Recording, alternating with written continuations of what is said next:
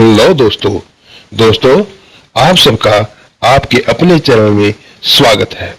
आज हम बात करेंगे एक कहानी की जिसका नाम है कर्म का फल।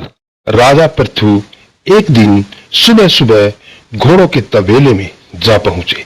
तभी वहां भीख मांगने के लिए साधु आ पहुंचा। सुबह सुबह साधु को भिक्षा मांगते देख राजा पृथु क्रोध से भर उठे। उन्होंने साधु की निंदा करते हुए बिना विचारे तबेले से घोड़े की लीद उठाई और उसके पात्र में डाल दी। साधु भी शांत स्वभाव का था, सो भिक्षा ले वहां से चला गया और वह लीद कुटिया के बाहर एक कोने में डाल दी। कुछ समय के उपरांत राजा पृथु शिकार के लिए गए। पृथु ने जंगल में देखा कि एक कुटिया के बाहर घोड़े की लीद का बड़ा सा ढेर लगा हुआ है। उन्होंने देखा कि यहाँ न तो कोई तबेला है और न ही दूर दूर तक कोई घोड़ा दिखाई दे रहा है। वह आश्चर्यचकित हो कुटिया में गए और साधु से बोले, महाराज आप हमें यह बताए, यहाँ कोई घोड़ा भी नहीं है, न ही कोई तबेला है, तो यह इतनी सारी घोड़े की लीद कहां से आई?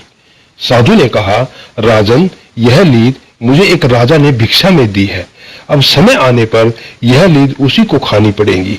यह सुन राजा पृथु को पूरी घटना याद आ गई। वे साधु के पैरों में गिर क्षमा मांगने लगे। उन्होंने साधु से प्रसन्न किया, हमने तो थोड़ी सी लीद दी थी, पर यह तो बहुत अधिक हो गई है। साधु ने कहा, हम किसी को जो भी देते हैं वह दिन प्रतिदिन प्रफुल्लित होता जाता है, यानी कि बढ़ता जाता है, और समय आने पर हमारे पास लौट कर आ जाता है। यह उसी का परिणाम है। यह सुनकर पृथु की आंखों में अश्रु भर आए। वे साधु से विनती कर बोले, महाराज मुझे क्षमा कर दीजिए, मैं आइंदा ऐसी गलती कभी नहीं करूंगा। कृपया करके कोई ऐसा उपाय बता दीजिए जिससे मैं अपने दुष्ट कर्मों का प्रायश्चित कर सकूं। राजा की दुखमयी हालत देखकर साधु बोला, राजन एक उपाय है। आपको कोई ऐसा कार्य करना है जो देखने में तो गलत हो पर वास्तव में गलत न हो। जब लोग आपको गलत देखेंगे तो आपकी निंदा करेंगे। जितने ज्यादा लोग आपकी निंदा करेंगे आपका पाप उतना ही हल्का होता जाएगा। आपका अपराध निंदा करने वालों के हिस्से में आ जाएगा। ये सुनकर राजा पृथु ने महल में आकर काफी सोच विचार किया और अगले दिन सुबह से शराब की बोतल लेकर चौराहे पर बैठ गए। सुबह सुबह राजा को इस हाल में देखकर सब लोग आपस में राजा की निंदा करने लगे कि कैसा राजा है, कितना निंदनीय कृत्य कर रहा है, क्या यह शोभनीय है, आदि आदि।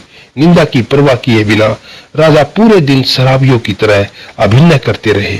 इस पूरे कृत्य के पश्चात जब राजा पृथु पुण्य साधु के पास पहुंचे तो लीद के ढेर के स्थान पर एक मुट्ठी लीद देखकर आश्चर्य से बोले, महाराज यह कैसे हुआ? इतना बड़ा ढेर कहां गायब हो गया? साधु ने कहा, यह आपकी अनुचित निंदा के कारण हुआ है। हे राजन, जिन जिन लोगों ने आपकी अनुचित निंदा की है आपका पाप उन सब में बराबर बराबर बट गया।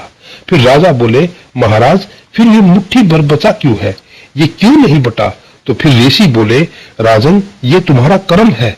जितना तुमने मेरे भिक्षा पात्र में मेरे खाने के लिए दिए थे उतना तो तुम्हें खाना ही पड़ेगा। कोई कितना भी उपाय दान पुण्य कर ले उसका कर्म दोष कट तो जाएगा पर उसका मूल नष्ट नहीं होगा। उतना तो भरना ही पड़ेगा। जब हम किसी की बेवजह निंदा करते हैं तो हमें उसके पाप का बोझ भी उठाना पड़ता है तथा हमें अपने किए गए कर्मों का फल तो भुगतना ही पड़ता है।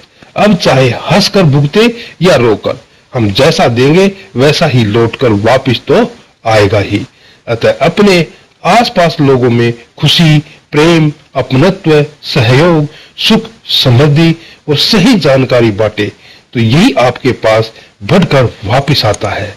यही कर्मफल का सिद्धांत है। दोस्तों, आज की ये कहानी कर्म का फल आपको कैसी लगी? अगर अच्छी लगी है तो आप अपने इस चैनल को सब्सक्राइब करना, वीडियो को लाइक करना, शेयर करना और कमेंट करके जरूर बताना दोस्तों।